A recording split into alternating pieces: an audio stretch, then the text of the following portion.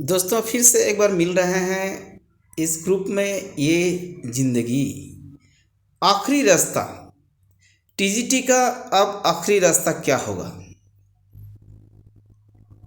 ये अब supreme court के फैसला पर माननीय न्यायाधीश पर बोलना तो अच्छी बात नहीं है, उन पर टिप्पणी नहीं कर सकते हैं। लेकिन हम अगर कोई न्याय से संतुष्ट नहीं है तो ये तो जरूर बोल सकते हैं। ये इतिहास गवाह है।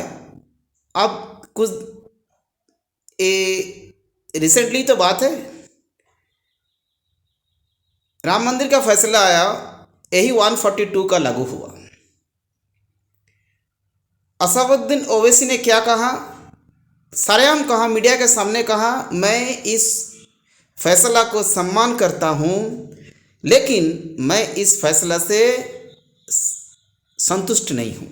बोले थे ना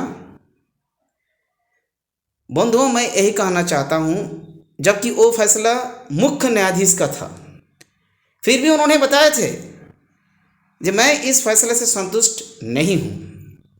क्या आज जो फैसला आया, 2 लाइन को लिखा गया, 2 अगस्त का जो जजमेंट है उस पर फिर लिखा गया,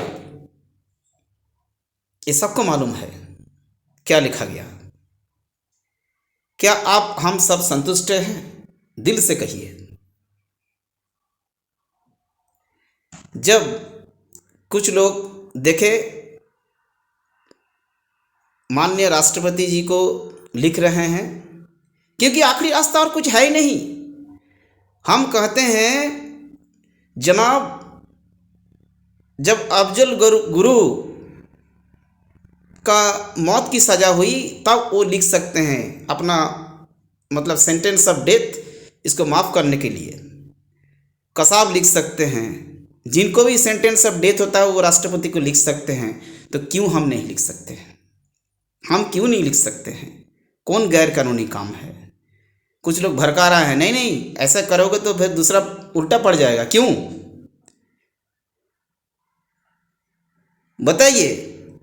आखिरकार कोई सज़ा होता है, आप सब जानते होंगे, एक FIR कॉपी होता है, फर्स्ट इन्फॉर्मेशन रिपोर्ट, और उसमें जो लिखा रहता है उस पर ही सज़ा सुनाया जाता है, उस पर ही सब कुछ होता है। सोनी कुमारी का जो अपील था, इस अपील में क्या था? सबसे पहले उनका ये कहना था, हुजूर मैं 11 जिला से बिलोंग करता हूँ और 13 जिला में हमको फॉर्म भरने नहीं दिया गया। क्यों ना? वो अनुसूचित जिला में उनमें जनरल को उन्होंने रिजर्व करके रखा। मुद्दा ये था, अपील उनका यही था। हाई कोर्ट ने रद्द किया जी नहीं, बिल्कुल सही बात है, 100% रिजर्वेशन जनरल में आप कैसे दे सकते हैं? SC ST OBC का बात नहीं है, जनरल को कैसे आप ब्लॉक कर सकते हो? ये गलत हुआ है। हम 13 जिले में भी फॉर्म भरते, हम मतलब उनका कहना था जी स्टेट वाइज जनरल का सीट को आपको जनरलाइज करना चाहिए था। सुप्रीम कोर्ट के निर्णय क्या किए? करना चाहिए था रिवाइज द, ठीक है आपको भी एक मौका हम देते हैं, न्याय तो यही कहता है, क्योंकि उनका जो मेन आर्गुमेंट यही था। लेकिन आम नहीं मिला तो चलो अमृत तो मिल गया ना। जब देखे जे नहीं, ऐसा नहीं, रिवाइज द मेरिट लिस्ट में भी हम नहीं आ रहा है, DB हुआ ना हाल फिलहाल, उसमें भी नहीं आ रहा है, तब हमको 219 को कंसिडर कर दीजिए, जितने लोग writ petitioner, original writ petitioner है। सब लोग लड़े किसके लिए?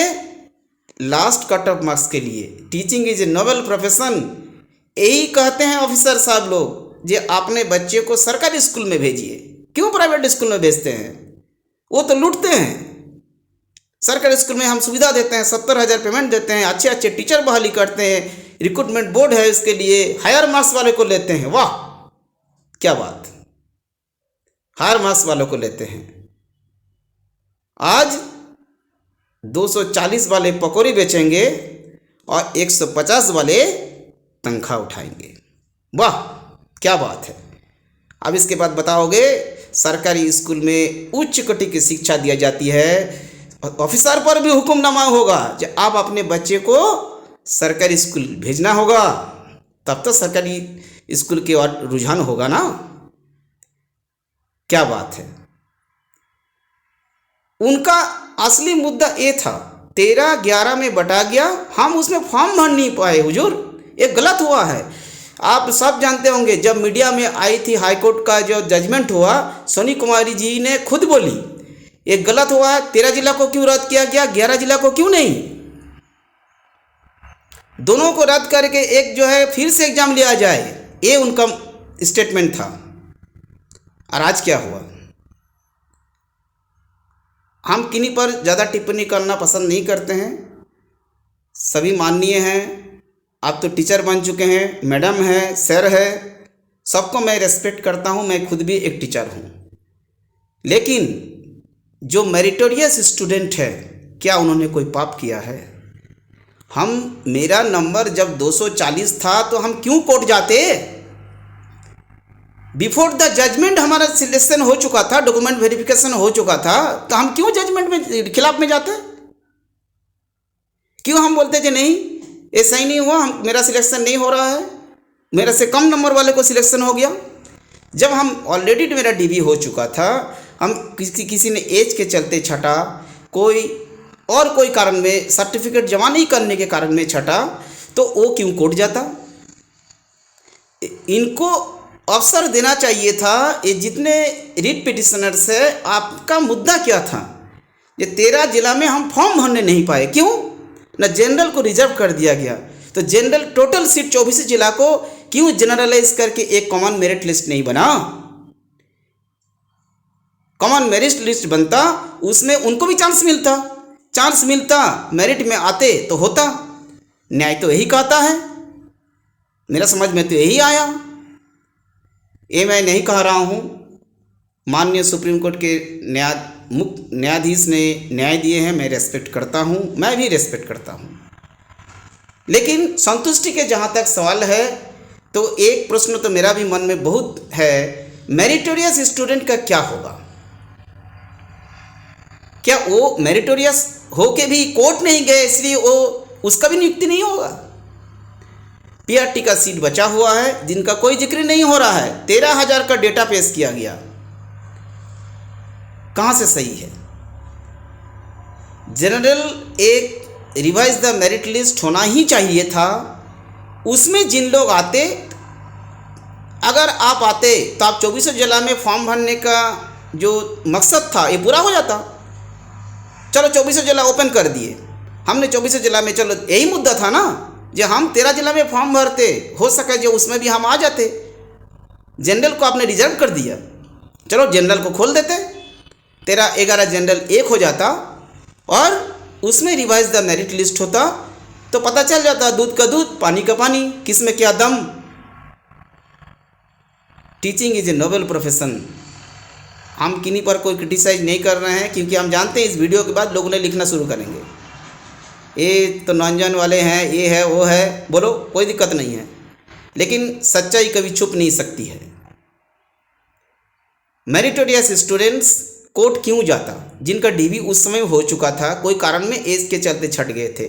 क्या यही 219 में आज नौकरी हुआ हो रहा था किन्हीं का, तो क्या वो फिर भी बोलते कि नहीं मेरा तो नौकरी मिल गया, ठीक है, लेकिन ये न्याय नहीं था, इसीलिए मैं नौकरी को भी जलांजलि देने के लिए तैयार हूँ, बोलते?